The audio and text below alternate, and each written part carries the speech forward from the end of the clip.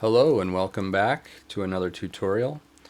We've built this beautiful medieval style house and now we need to fill it with furniture. Let's get started by finishing our ceiling in our bedroom. I probably should have done that in the last video, but anyway, we're gonna choose a block that'll suit the roof. In this case I chose 160.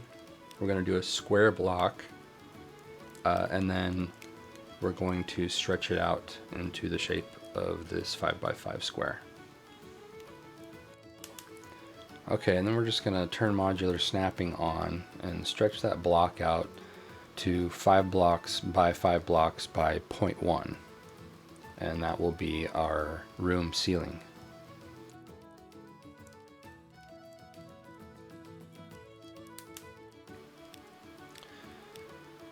And I'm going to make sure I'm on default texture alignment, and if you want slightly bigger planks with this texture, you can do texture scale 2, and that'll give you much wider planks if you're looking for that type of look.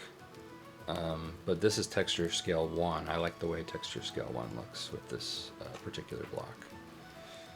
Okay, so there's two ways we can do the ceiling joists. There's the easy way, the quick and easy way that doesn't look quite as good, but it's simple.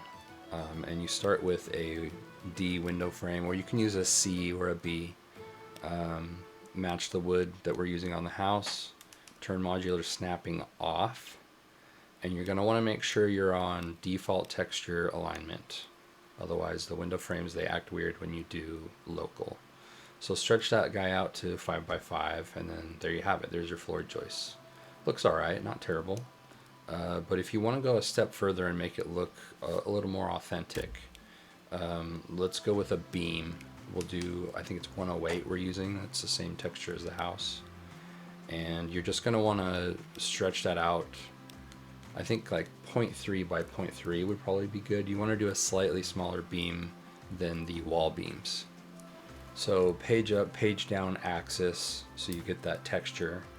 And then we're going to go to local texture alignment, because we got to do that anytime we use wood textures to make sure that they follow the wood.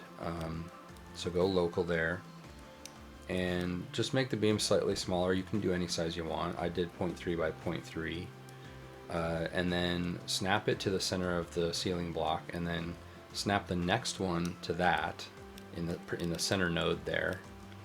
And then at 0.1 movement increments, just go up the thickness of the beam so that it's nice and flush. And then for the smaller beams, just snap to the side of the existing beams on the very top node. I'm on the middle one there, but you'll see in a second I go to the top. And then scale it down to 0.1 by 0.1 by 5 blocks. And then from there, you're going to go into manual mode, and you're gonna go to 0.5. You can do any increment you want. I just like to use 0.5, and then go 1 block over or 1.5 blocks over, however many you want. These aren't perfectly centered, so if you wanted them to be perfectly centered, I would go to the 0.1 movement increment, and then you could get it perfectly centered that way, or 0.05 or whichever. In this case, I don't care if they're not centered, because I think it looks cool that way. So I just did 1 block over from each beam. So there you have it. There's our ceiling joists. If you have struggled with the beams not going back to their original position, just hit backspace, and they usually go back to their default position, which should be parallel to whatever you're snapping it to. So there's our room, right? There's our bedroom ceiling. Now let's move on to I'm going to make a storage area right above it. So I like to start with a ladder. You can make a stairwell, but they tend to take up a lot of space. So in this case, since there's not a whole extra floor, there's no second floor of this house, so I'm just going to use a ladder. And you can put it wherever. I like to put it centered on the beam so it looks nice. And then just place that there. Okay, next we're going to put a railing. 108 beam again. Make sure you're on local texture alignment. We were using 0.1 by 0.1 before, so we're going to expand that to 2 by 2 or 3 by, 0.2 by 0.2 or 0.3 by 0.3. And then manually, you're going to place the first one by snapping into that beam, and then manually you're going to just slide it over however many increments you like. In this case, I think I used 0.5 by 0.5 in the gaps. And then for the railing top, just stretch that beam out and then manually just make it slightly longer so it sticks into that beam, and then manually just slide it over like 0.1. That's usually what I do. Okay, so there's our nice little storage area. If you want to add some accents to the railing, just snap to the bottom of that top railing and then scale it down to 0.1, and then just add a couple of spokes in there if you want, or you can do whatever. I like to keep it simple and just put some rungs. And then if you're gonna use this for storage, I mean, you could put like another bed up here if you wanted to, or you could do what I do and just use it as a storage area for storing items. And you know, you got chests and bags and stuff up here. Makes a nice little area to just keep everything out of the way.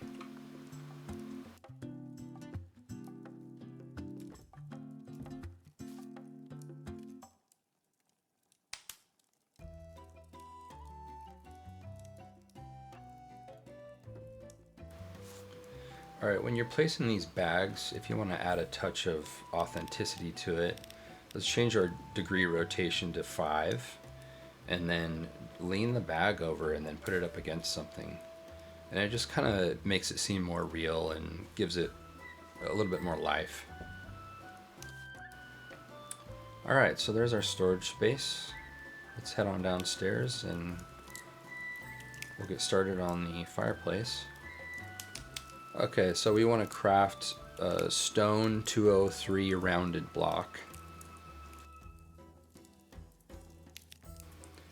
And once you've made that, we're gonna connect this top section here, and you might find, hit insert while you're looking at the stone to copy the size, and you might find that it'll not fit.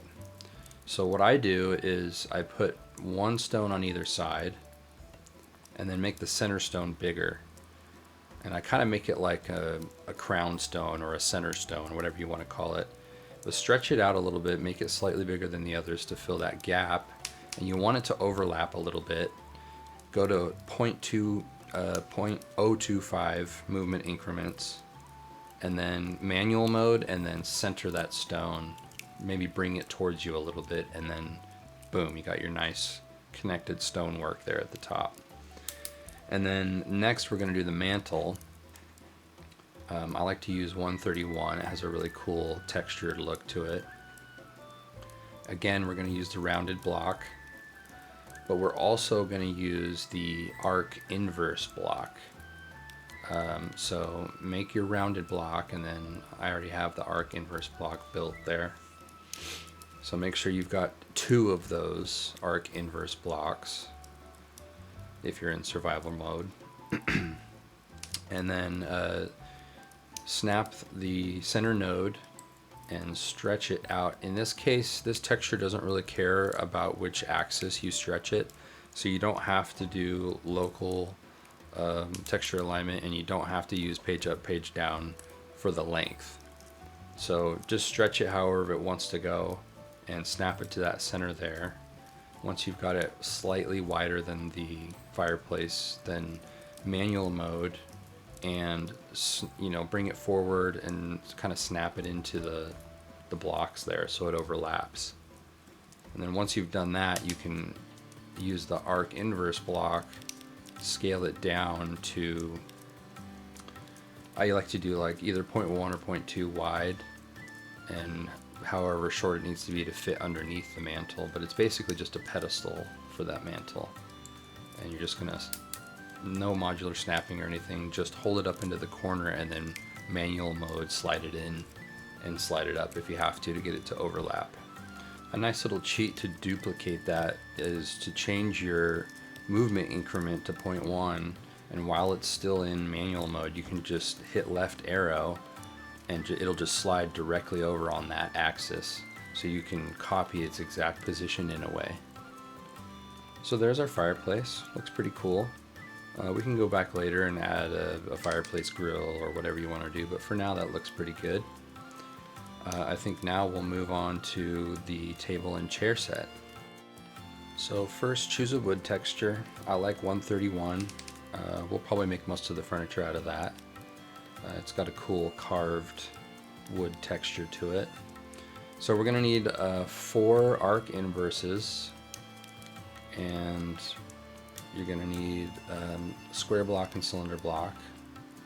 You only need 1 cylinder unless you're going to make the table round. But in this case, I think we're going to make the table square. So make a square block as well. And then we're going to go back to the crafting menu and we're going to choose a accent texture for the top of the table. You can use anything you like, but I like 169, 170, and 171. I think this time we'll use 171. It's got a cool texture to it. So make a square block, just 1.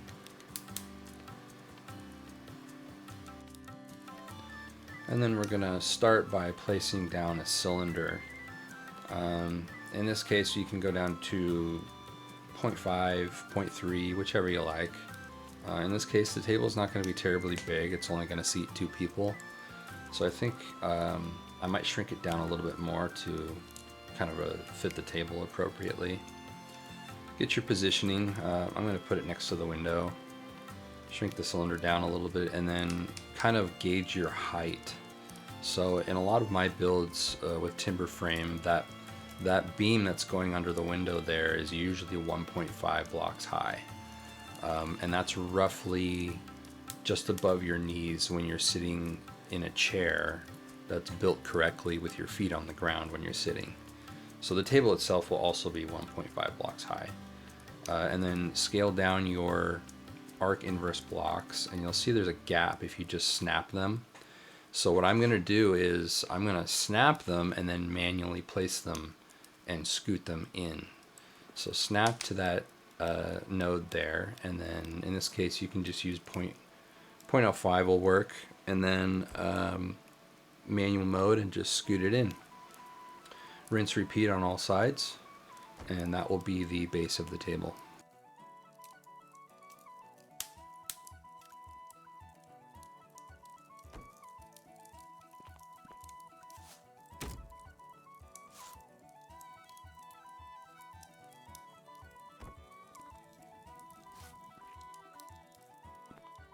Okay, so that's our table base. Now we can move on to putting the tabletop on. I like to start with a square if the table is going to be square, and we'll shrink that block down to either 0.1 or 0.2 thick, however you like it. I think in this case I'll use 0.2, and then stretch the other axes out to however big you want the table to be. In this case I don't want it to be too big, and I also want to leave room between the table and the wall for the trim. So if you want to just put that there, and then you're going to grab the other square block that's the same texture as the rest of the table, and you're going to copy it by pressing insert, snap it to that center node, and then we'll change the scale size to 0.01, and that'll allow us to stretch the block just slightly bigger than that accent block, and that'll give us our trim. So just kind of find however big you can make it, and if you want to try and make the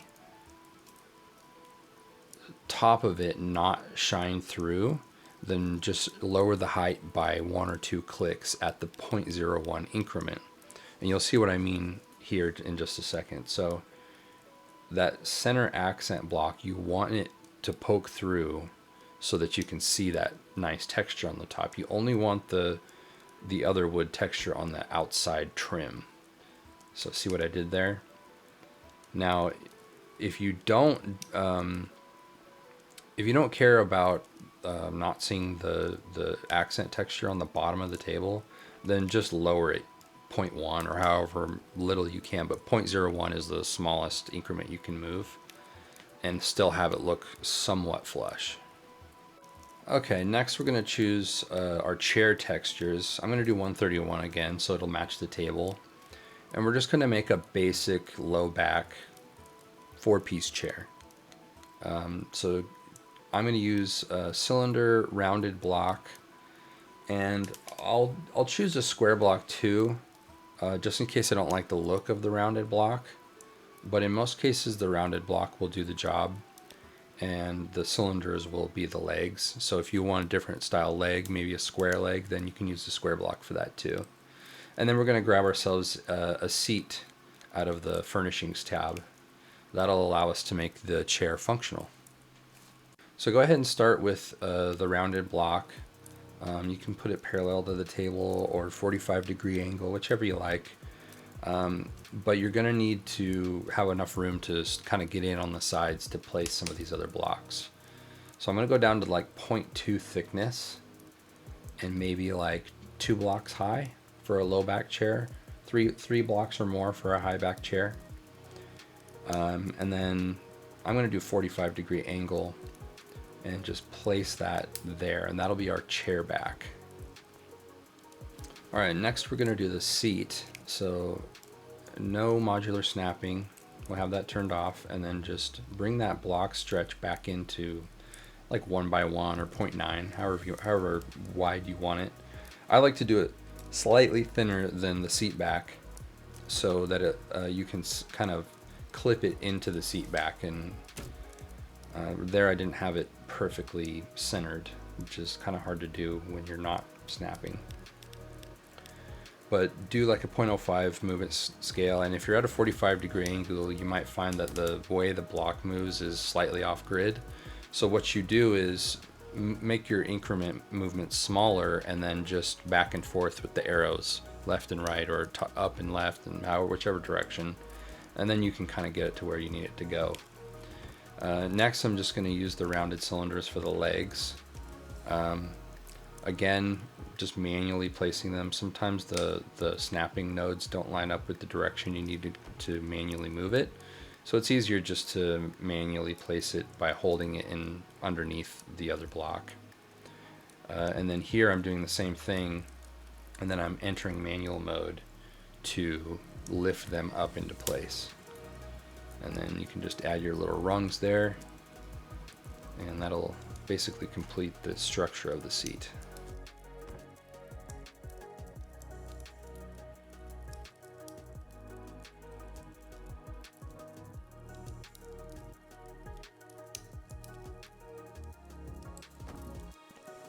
Okay, next we're gonna choose our seat cushion material. If you don't like spinning thread and you're in survival, you can use stone and then paint it. That's what I do a lot of times. You know, just get a rounded block and something that looks somewhat like leather or fabric. In this case, we'll do both. I'll choose 938 for the fabric cushion, and then I'll use the other basalt stone one for like faux leather or whatever you want to do. Both rounded blocks, just makes it easy to make a cushion out of. And then we'll scale it down to like 0.1 or 0.2 thickness, whichever you like, and then just kind of center it there on the chair. And once you get it to size, then we'll snap we'll manually place our seat block into this cushion.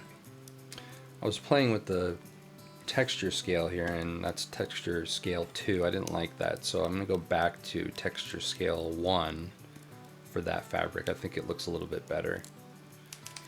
But once you get your cushion made, then you can just take that seat block, and with a 0.05 increment movement, which is very little, it just enter manual mode and go down 1 block into the cushion so that it's just below the surface. And then you can choose your color. Red usually looks good on dark wood, purple, blue, whatever. And then just paint your cushion. Okay, if you're on a single player world or a server that allows blueprints, you can make a blueprint table, and you can make a blank blueprint, and you can copy this chair and just place it on the other side of the table if you don't want to go through that twice. Obviously the chair wasn't that hard to make, but if you're lazy like me, then you just want to copy and paste it. So I make a blank blueprint here and just copy the chair, and then I'm going to demonstrate what the stone block looks like as the cushion.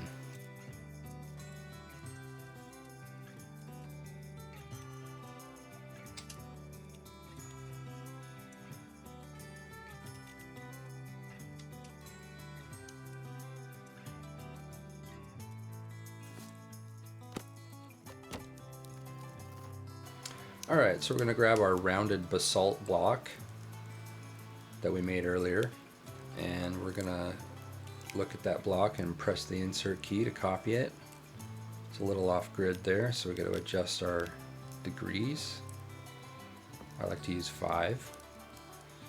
And then once you get that lined up, we're going to snap the seat block into it again. So now you can sit on it. And then we're going to paint it. I like to use, for that one I'll do red or purple, something that looks like dyed leather. And there you have it. That's our other variant.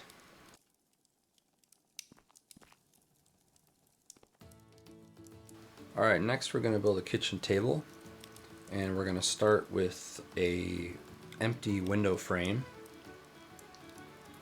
And you can choose any texture you want, but I'm going to use 131 again, because why not? And then we're going to turn modular snapping off. And this is going to be the dimension of our tabletop. And also make sure your texture alignment is on default. Otherwise the window frames, they don't like the local texture alignment. So stretch your window frame out to whatever dimension you want your tabletop to be. I'm going to make the height of the table the same as the other table by the window over there. Make it just the same as the beam. And then I'm going to use my accent, which in this case is 158. That's going to be the tabletop accent block, square. And again, no modular snapping. If you can try, but it's kind of funky. So just turn it off, and if you just look directly into the middle there and stretch your block, you'll find that it's not that hard to get it to line up. But once you get the right dimension down, you'll just have to zoom in. I think default is Y key. Sometimes other people have it set to Z. But zoom in and just look at that table edge once you've got the block stretched out, and you should be able to place it relatively easy. If it's slightly sunk down below the top of the table edge, that's okay. It gives it a nice authentic look. Next we're going to do the table legs. Flip those over on their side. That's the hollow half cylinder. And we're going to make it just slightly less wide than the table top. And that way we can kind of tuck it into that table frame at the top. So just get it stretched out and then manually place it there if you need to, so you can look from the side. And then you're going to want to stretch that up into the top of the bottom rather of that table frame. And then we're just going to walk over to the end and just kind of manually place it like that. And then rinse repeat on the other side.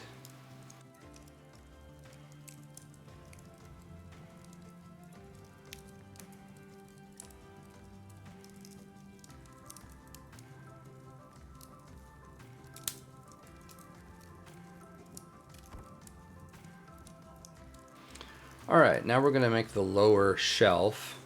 So turn modular snapping on and snap that block to the tabletop, and then Just best guess, try and figure out the width, and then maybe make it slightly narrower so it doesn't poke out at the bottom.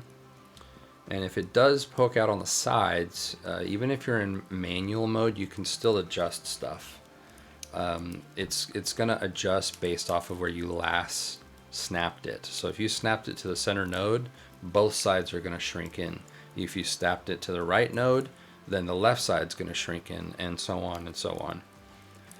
Next, we're gonna just put trim pieces on. I like to copy the wood trim texture that's on the rest of the table and just shrink that down to 0.1 by 0.1, and there you have it.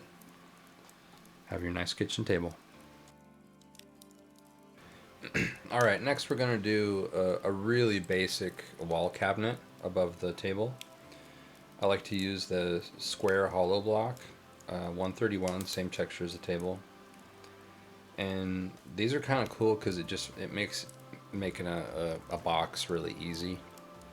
The only downside is you'll kind of see how when I stretch the block out, if it's not stretched evenly, it'll be thicker on those sides than it will be on the other sides. So you got to stretch those out kind of evenly to get an even thickness on all the corners. So once you get that centered on the wall there, then you can put in a backing block. In this case, I'm going to again copy the texture of the table and just use 158.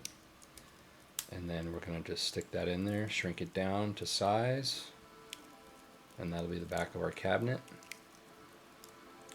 And then for the cabinet doors, I like to use, you can use actual doors and shrink them down if you're in creative. But if you're in survival, the trapdoor is a little bit closer to that dimension. So you can shrink the trapdoor down and kind of put one or two of them in there side by side. And when you go to do that, if you snap one trapdoor off of the other, and the edge that is swinging doesn't line up with the other edge on the other door like it's supposed to, you can hit the end key and it'll flip the door over in place without having to manually rotate it around. So I'm going to use 0.01 scaling. Sometimes you can get away with bigger, 0.25, 0.50, whatever. In this case, I use that on doors and trapdoors because it seems to work best for sizing it perfectly to whatever opening you're putting the door in. Now what I'm doing here is I'm snapping the other door to that door, and since it didn't fully fill the gap, I made up the difference by going stretching the door a little bit bigger, a couple of clicks, and now I'm going to replace both of the doors with that size so that hopefully they will perfectly fit two doors in the gap. So here I'm manually flipping that door over, but if it doesn't, you can use the end key and just flip the end of it over that way as well, and then throw some paint on it so it kind of blends in. Next, we're going to make a firewood holder. I'm going to use 207 stone to look like iron because I paint it black when I'm done and it looks just like iron. If you don't want to waste, if you're in survival and you don't want to waste resources on something like that, it looks just like iron. Painted 207 does. So we're going to do 2 hollow half cylinders, 1 cylinder for the center or square, whichever you like, and then 4 spheres. So we're going to start with the half hollow cylinder, and we're going to do 0.1 increments, and we're going to shrink that down. We're going to leave it 1 block wide, and then everything else will be 0.1. Place the first one there at the back, and then manual mode, and just slide the next one down from it however far you like. And then we're going to flip that over and turn modular snapping on and snap to that center node, and using that 0.5 movement, just manually push it down and clip it into that lower block.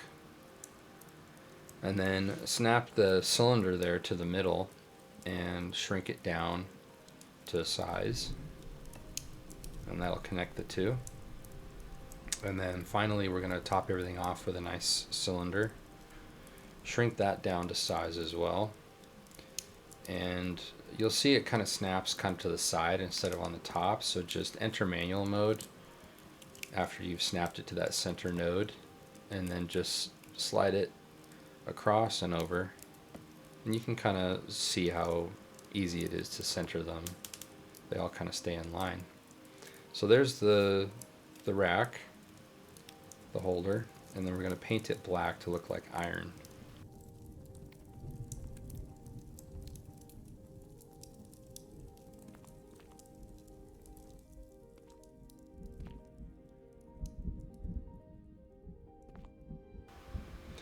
Alright, now we're going to choose our texture for our firewood. You can use anything you want. I'm just going to choose 130. And then we're going to do the arc inverse. And you can make it out of cylinders if you want to. But if you do, I would recommend a different texture that looks like, just regular log. This is going to be like chopped log. So I'm doing the arc inverse and I'm shrinking it down to small pieces of log there. And then we're just going to kind of lay it in there. And if it's clipping through the holder like that, just enter manual mode and scoot it up a little bit, 0.25 movement increments if you need to. And then I'm going to go local alignment. You don't really need to with this texture, but just a good habit to be in whenever you're using wood. And then we're just kind of try and mimic the natural way that firewood would sit when it's stacked up. And try not to clip it through the holder or the wall or anything if you can help it.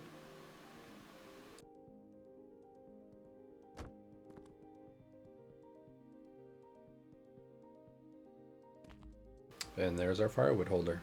Very nice. Okay, let's move on to the bedroom now. And I know you're probably thinking to yourself, bedroom, this thing's tiny, you can't fit a bed in here. But interestingly enough, the 5x5 square that we have here will fit an unaltered furniture, as you can see there, just like that. The regular game bed will fit.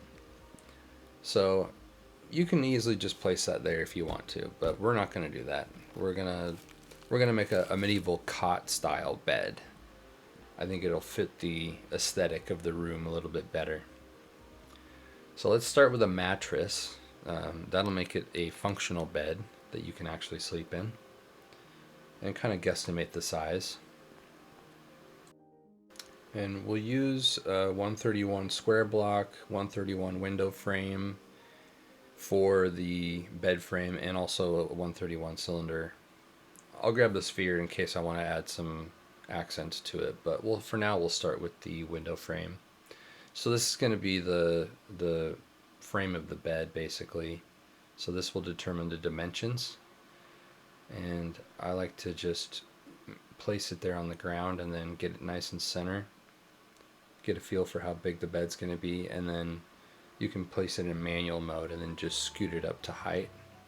In this case, I'm going to go about halfway up that lower wall increment, just below the window there. And if you place with local texture alignment, you'll see it kind of stretches that window frame texture out. So I'm going to go back and redo it with default texture alignment, because I want the original texture to be visible. And you'll see what I mean here in a second when I place this. The texture looks a little bit better when you do that. More like wood. Alright, so now we're going to place our cylinders. Those are going to be our bed legs. And just kind of stick it under the corner there about halfway. And then go into manual mode. 0.1 movement increment. And then just place it and slide over the next one. Rinse, repeat.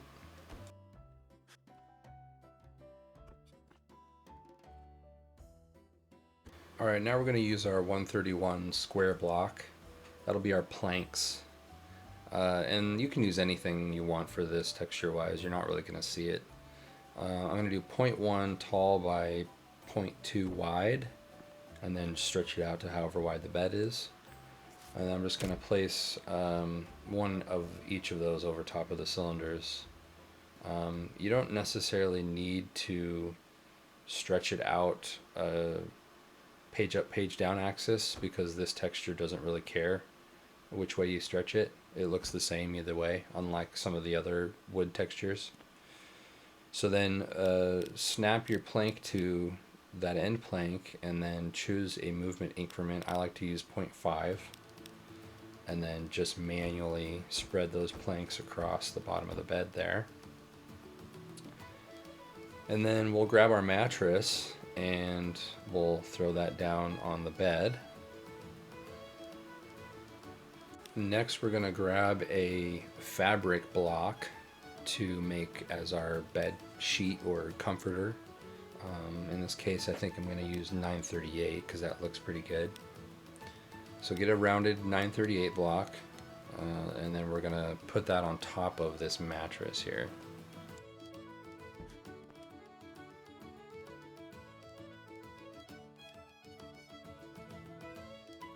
And then pop into manual mode, and we're just going to sink that block down a little bit.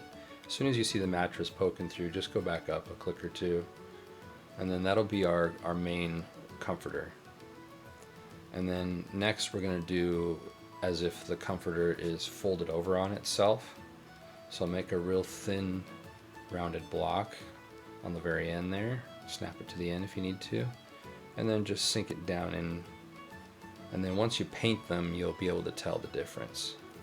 So go ahead and pick a color and you'll see what I mean.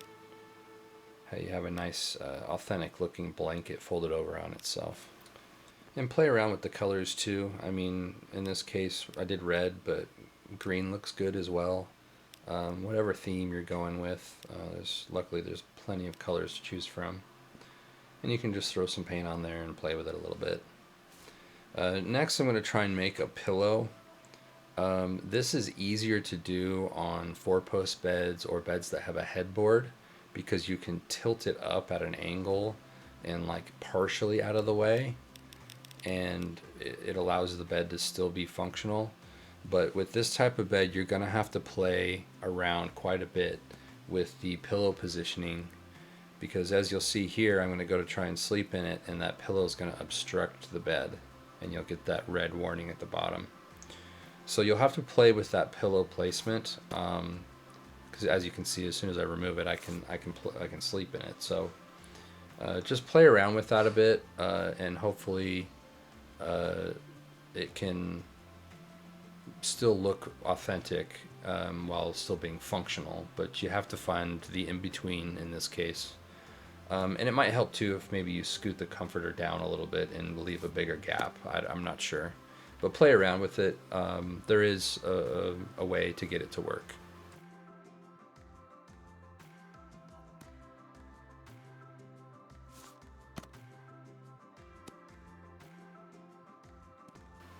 Alright, next we're going to make a shelf for our bedroom. And we'll do 131 because why not? I'm going to use a rounded block, big surprise. And then do the arc inverse. And we're going to go ahead and, you don't have to snap this to the wall, but if you want it to be perfectly center, then get the shelf dimensions that you want. In this case, I think I'm going to do like 0.5 or 0.4 by 2 by 0.1. And then you can snap that center and then manually shift it up the wall. Or you can place it without manual mode. It's up to you. But this way gets it perfectly center. So then we're just going to take our arc inverse, turn modular snapping off, and shrink that arc block into a pedestal that'll fit underneath the shelf. And then enter manual mode and just slide it over from one side to the other. Or you can place it manually like that. And some people like 2, some people like 3 pedestals. So you can put a third one, make it slightly bigger if you want, and then manually place it there. And there you have it. That's our shelf.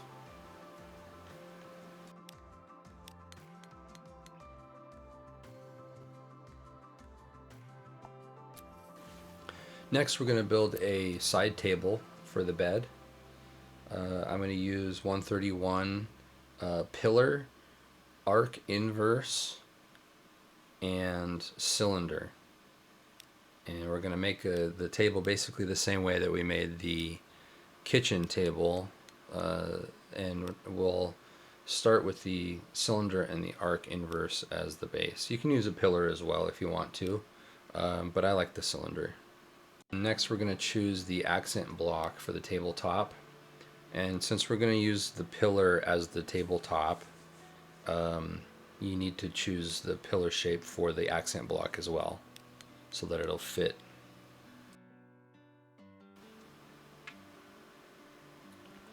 So go ahead and throw down a cylinder.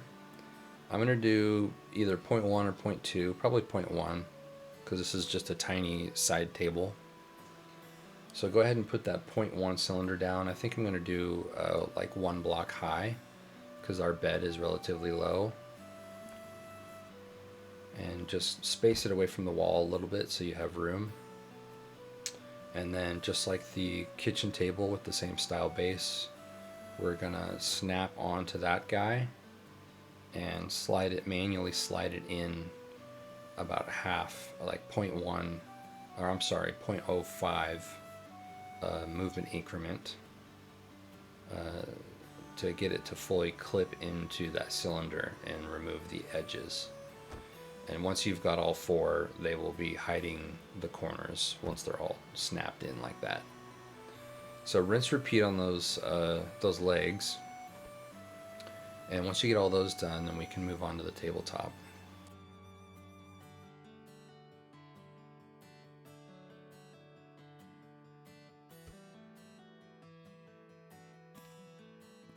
All right, we're going to grab our 131 pillar, and we're going to shrink that down to about 0.1 thickness. And I think I'll leave it at 1 block by 1 block wide. That looks pretty good.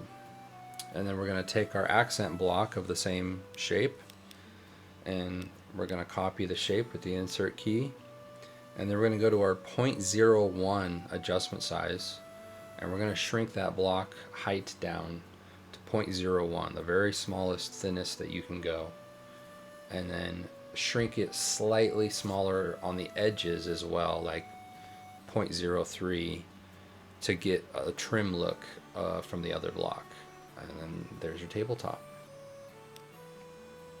If you want to accessorize and add some stuff that the game already offers, like a trunk or a chest or something, that's fine too. You know, helps give life to the room. Leather trunk, or in some cases you can use an armoire if the room is big enough. This one's not terribly large, so I would probably put like a chest or something here. But that's it for the room, and the rest of the house. I think it looks pretty good. I think now we can move on to the bottles. So you can use anything you want. Most people use glass, or if you're going to do a solid texture like I am, you can use just about anything. I'm going to use 207, and I think it looks kind of cool when it's painted. But you can use anything, glass or stone or whatever. So we're going to do a cylinder, a half sphere, and a rounded cylinder. So we'll start by placing the regular cylinder, or I'm sorry, the rounded cylinder down. That'll give us our main body of the bottle. And we're going to use 0.1 precision. And we'll probably make the bottle like 0.2 by 0.4 or 0.3. Probably 0.3. And just find a spot on the table to put it. And then we're going to take our half sphere and we're going to snap onto that center node. Shrink it down to size to match. And once you get to the right size, just manually place it by shoving it down. And again, snap the regular cylinder onto the tip of that. And then we're going to go to 0.01 precision to get a smaller cylinder so it looks like a bottleneck. And then we're going to manually place that into the top of the cone. And now we're going to take another rounded cylinder, and while still in the 0.01 precision, that'll be the lip of that bottleneck. Snap to the center there, and then if you want to manually just push it down a couple clicks to overlap. And then we're going to do our bottle cork. Now we're going to use surface edit mode. Turn that on, and you'll see this red ring appear. And just hold shift and hold your arrows. In this case, I think I'm doing left and bottom arrow to shrink that edge, and it'll give you like a nice tapered block. And then you can kind of flip that around and place it into the top of the bottle like a cork. So we're going to go ahead and paint everything, and in this case, you know, I'm trying to mimic like a wine bottle, so we'll paint it green, and then we'll paint the cork brown. And there you have it. There's your wine bottle.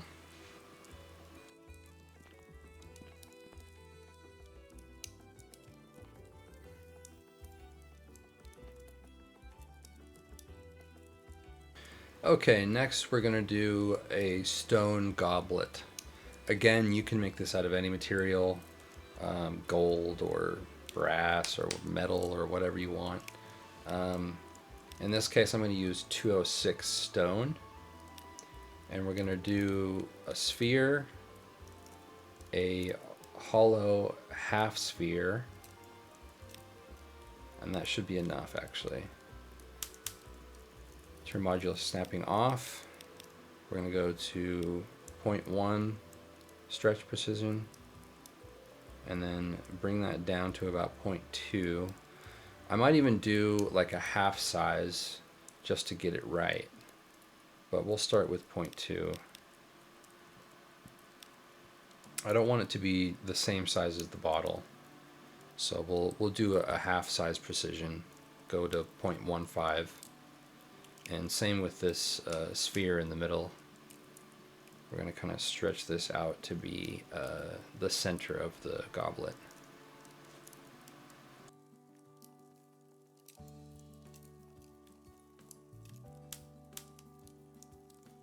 And if you find that you can't get the right dimension, change the scale to 0.01, and then you can adjust it more finely. I generally don't go straight to 0.01 unless I have to, so that otherwise it takes longer to adjust the block and then you'll be here all day. But start with that and then go down to 0.01. And then I'm going to try and snap this top part, and I'm going to make the top part of the goblet slightly bigger. And you'll see I'll probably put this there, and it might end up being not fully overlapping. So we'll have to go back and readjust that. But now we're going to take another cylinder and we're going to stretch it out so that it's wider than the one that's there. And as you can see, I'm having trouble centering it, so I'm going to snap it to that center node in the top there and just slide it straight down with manual movement. And then we can get that, and this is where I realize, oh, the top part's gapped. So we get that, and then I'm going to redo the top part so that it's more overlapped with that lower sphere. And then we'll just manually adjust it until we get it where we want it. And then if you don't like the color, you know, you can throw some paint on it. In this case, I went with brown. And there you go. There's your goblet. If you want to make the goblet look like it has wine or liquid in it, go down to your glass, and you have to play around with the glass planes a little bit and see which one works best for you. But basically, you're going to take a glass pane, and once you choose one, you're going to want to pick a circular glass pane to fit in the cup. And then just shrink it down to size. Obviously, you have to play around with, if you're snapping it like I am here, just play around with it until it's laying flat. And I'm going to adjust the measurement scale so that it goes quicker, and then go back so that I can get it to fit. And then manual movement or manual mode to place it down into the top of the goblet. You'll have to play around with different panes because some of them react to paint a little better than others. But throw some paint on it and it'll look like you have wine in your glass. That's it for this tutorial. Thank you for watching. I hope you learned something and I hope you had fun while doing it. Please join us on the Discord and at our server, Rowan's Renaissance, on Rising World Unity. See you on the next one.